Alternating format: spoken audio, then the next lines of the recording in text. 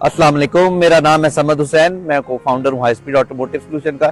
और आज हम दो रिव्यूज लेके आए हैं। एक है किया सोरेंटो और दूसरी है किया स्पोर्टेज। जैसे कि आप सभी जानते हैं कि किया की एंट्री हुई 2019 में पाकिस्तान में।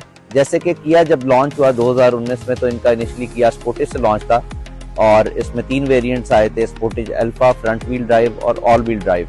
ये जो आज वेरिएंट हमारे पास खड़ा है ये फ्रंट व्हील ड्राइव है। किया स्पोर्टेज का सबसे ज्यादा highest selling unit front wheel drive रहा है, इसलिए हमने फ्रंट व्हील ड्राइव को चूज किया है। मीनवाइल अगर हम किया सोरेंटो की तरफ आए तो ये वो गाड़ी है जो कि कम पैसों में पावर V6 3.5 लीटर और कंप्लीट 7 सीटर एसयूवी आप इसको कह सकते हैं। किया स्पोर्टेज जब 2019 में लॉन्च आई तो इसने इंटायरली मार्केट के डायनामिक्स चेंज कर दिए।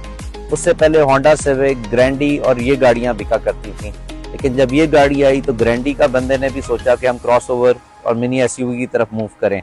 इसी तरह सिविक वाला यूजर भी कहीं ना कहीं मूव हुआ, क्योंकि ये 2 litre along with first made in Pakistan panoramic roof के साथ गाड़ी आई। इसी तरह देखें तो वक्त के साथ इसका नंबर्स ऑफ सेल्स नंबर 1 पे रहे 2019, 20, 21, 22 तक इवन, और अभी भी इसकी जब शेप डिसकंटिन्यू हुई है और अब जैसे कि 2025 में स्पोर्टेज एल लॉन्च हो चुकी हुई है, तो मेरा नहीं ख्याल कि जो इस शेप के यूनिट्स की टोटल सेल्स रही हैं वो एल या नई जो स्पोर्टेज आई है उसको अचीव करने में कंपैरेटिवली टाइम लगेगा।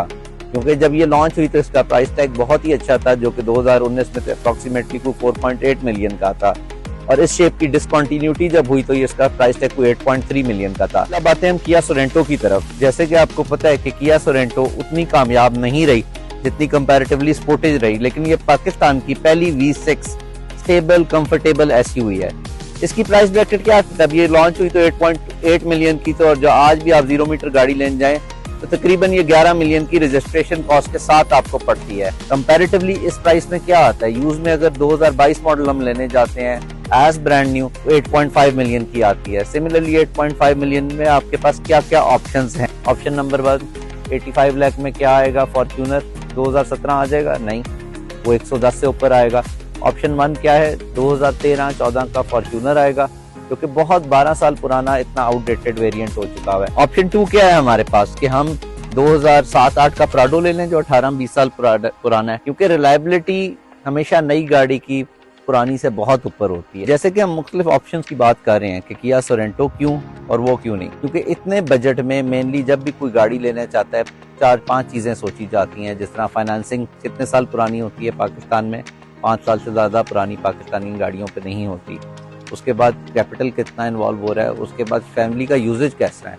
अब अगर कोई पढ़ा लिखा बंदा है जो कभी जिंदगी में वर्कशॉप नहीं गया तो वो वेयर एंड टेयर से घबराएगा, तो पुरानी गाड़ी तो ऑप्शन ही कोई नहीं है। इसलिए मेरा वोट किया सोरेंटो को है, क्योंकि V6 है, 3.5 है, ट्रूली कंफर्टेबल 7 सीटर व्हीकल है, जिसमें रेयर एसी की भी ऑप्शन है, कप होल्डर्स भी हैं, एसी कंट्रोलर भी है। मेनली जिस तरह अगर मैं देखूं जितने लोगों को मैंने दिलवाई है तो फॉर्च्यूनर और किया सोरेंटो की इंटायरली डिफरेंट क्लास है। किया सोरेंटो ये नहीं कि मुझे बहुत पसंद है, इसकी भी कुछ चीज़ें हैं जो कि नहीं अच्छी, क्योंकि इसमें अगर हम देखें तो ground clearance as compare to Fortuner कम है। लेकिन मीनवाइल हम देखें तो फॉर्च्यूनर का जो डिस्कम्फर्ट लेवल है कि उसको चलाते चलाते बंदे का जिस्म दर्द करना शुरू कर देता है और ट्रूली उसमें कमर रह जाती है, टांग में दर्द शुरू हो जाता है पेट्रोल वेरिएंट में। वेयर ये अंडर पावर नहीं है, 3.5 लीटर गाड़ी है, V6 है। सेकेंडली इसकी फाइनेंसिंग हो जाती है, कंपैरेटिवली अच्छा बजट है। हाँ, फ्यूचरिस्टिक लुक नहीं है। You can't compare this vehicle with MG HS हैवल A6, लेकिन वो 5 सीटर है। इसमें जो चीज़ें हैं वो उसमें नहीं है, और जो इसमें बेनिफिट्स हैं वो मेरे हिसाब से बहुत अच्छे हैं।